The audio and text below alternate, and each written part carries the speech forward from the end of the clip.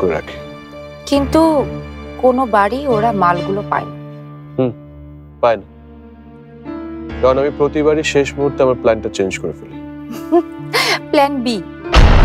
Yes, plan B. কিন্তু আমার কথা হচ্ছে, পুলিশ জানছে কিভাবে যে আমি প্রথমে মালগুলো কোথায় রাখার প্ল্যান করছি বা মালগুলো রাখতে যাচ্ছি?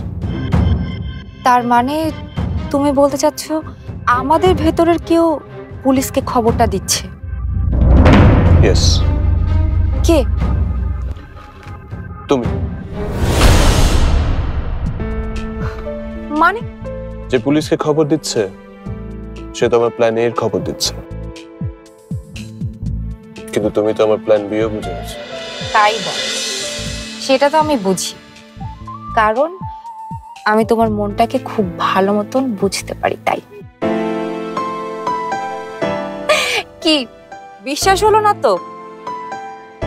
আচ্ছা, আগে তুমি বস্তিতে আমার সাথে চলো, তাহলে তুমি প্রমাণ পেয়ে যাবে যে আমি তোমার মনটা কত ভালো মতন বুঝতে পারি। কি হচ্ছে সেটা তো এখন বলা যাবে না, সারপ্রাইজ। কি হলো?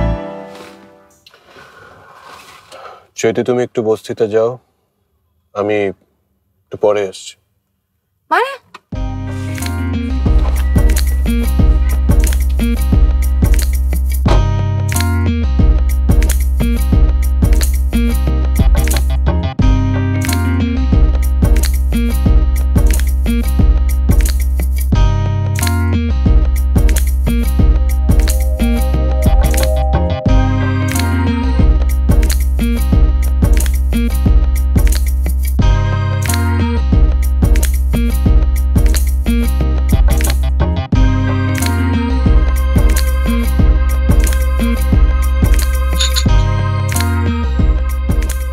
এই চালান ধরা পড়লে আমরা সবাই পথে বসতাম।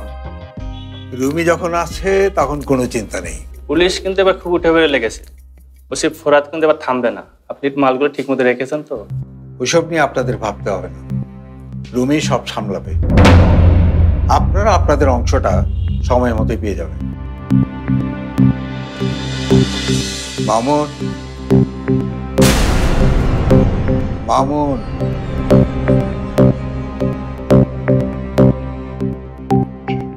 আচ্ছা ভাই, পানির নিচে কেমন? অনেক বড় বড় মাছ না? আচ্ছা ঠিক আছে, একদিন যাস আমাদের সাথে। হ্যাঁ, উদাউদি ভয় দেখান। জানেন না আমি সাঁতার পারি না। তাইলে তুই নদীতে যাস কোন সাহসে? আরে তখন তো ভাই থাকে। ভাই যখন নদীর তলায় যাইবো না, সেই দিন তো আমার স্যার তোরে ডাকে না? স্যার ডাকে। দেখছিস, তুমি না থাকলে ওরা আমাদের সাথে কেমন আচরণ করে। বিষয়টা নিয়ে রুমির সাথে কথা বলতে হবে।